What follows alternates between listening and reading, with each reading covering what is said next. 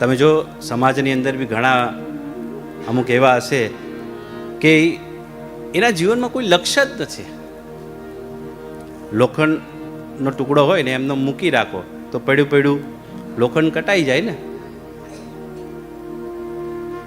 એવા કેટલાય મનુષ્ય જીવન એવા છે કે પડ્યા પડ્યા કટાઈ ગયા છે. આપણે સેલ હોય ને, સેલ એને મૂકી રાખો તો શું થાય?